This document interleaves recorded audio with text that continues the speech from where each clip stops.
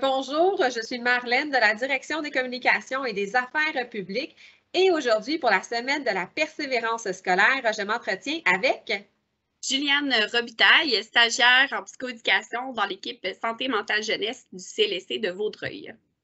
Alors aujourd'hui, on parle du métier de psychoéducateur. Est-ce que vous pouvez nous dire qu'est-ce qui vous a amené à cette profession-là en termes de cheminement académique?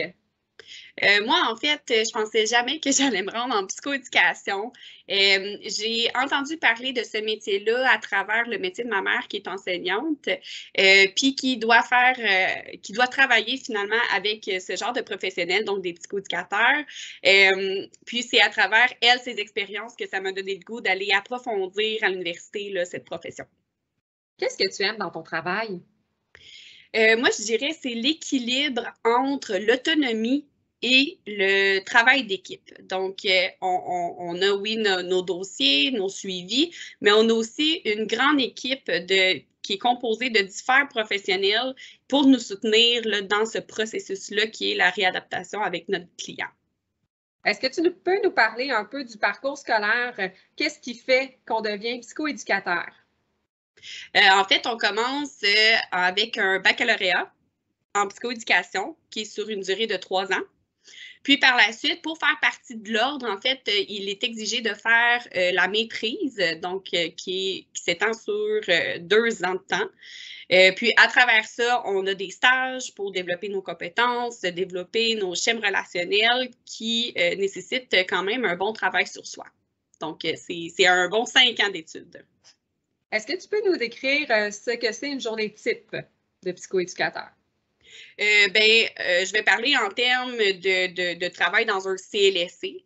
Donc, moi, je rentre au bureau, j'ai souvent des rencontres d'équipe justement pour parler de certains cas cliniques, donc être soutenu dans ce processus-là. Par la suite, on a souvent des appels téléphoniques à faire avec nos clients, que ce soit pour poursuivre le suivi, avoir un contact avec eux. Par la suite, on planifie des rencontres. Donc, on rencontre souvent les clients au CLSC sur des périodes d'environ d'1 heure. Donc, on planifie des activités également là, pour les animer par la suite avec les familles ou avec le client. Puis souvent, le client qu'on a, c'est des jeunes, donc de 6 à 12, 14 ans. Quelle aptitude ça prend pour faire ce métier-là? Je vous dirais plusieurs aptitudes, mais de prime abord, je vous dirais l'empathie et la considération. Dans le fond, d'être capable de se mettre à la place de l'autre, de comprendre la situation et de ne pas être dans le jugement. Je pense que ça, c'est une force qu'on peut s'attribuer en tant que psychoéducateur, là, de ne pas s'attribuer le problème parce que ça ne nous appartient pas, mais d'être capable de comprendre la situation de l'autre et donc de favoriser finalement les bonnes interventions à mettre en place auprès du client.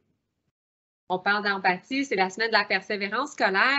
Est-ce que tu aurais quelque chose à dire à un jeune qui vit un moment difficile, une période de remise en question à l'école?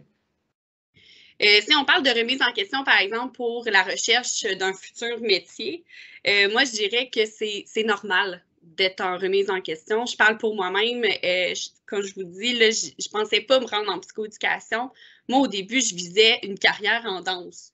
Hein? Fait que de voir le parcours qu'on peut se faire dans notre tête, la réflexion qu'on peut avoir, ça nous amène ailleurs. Fait que je pense que c'est normal d'avoir cette réflexion-là. Puis je pense qu'il y a un côté sain de cette remise en question-là, hein, parce qu'on se questionne en même temps sur, moi, qu'est-ce que j'aime? C'est quoi mes intérêts? Qu'est-ce que je me vois faire 8 heures par jour, 5 jours par semaine? Parce que c'est quand même une décision qui va être importante sur le processus de vie, le but du parcours qu'on veut faire. Fait que je pense que c'est ça. C'est normal, c'est sain, puis d'en discuter aussi avec des personnes de confiance, que ce soit nos parents, nos amis, sans tomber dans la comparaison notamment, mais qui va nous permettre justement une remise en question et donc une prise de décision là, pour la suite des choses. Est-ce que toi, ça t'est arrivé de rencontrer une période comme ça et qu'est-ce que tu as fait? Qu'est-ce qui t'a encouragé à persévérer? J'avais un but. Moi, je me revois au début de mon baccalauréat en psychoéducation, je trouvais ça difficile. J'ai jamais été la fille qui avait de la difficulté à l'école, mais j'ai eu des embûches. Puis je pense que le fait d'avoir un but, je voulais être psychoéducatrice, je voulais aider les gens, avoir ce contact-là avec eux, je trouvais ça très précieux. Fait que ce qui m'a aidé beaucoup, c'est d'en parler, pour pas me sentir seule là-dedans.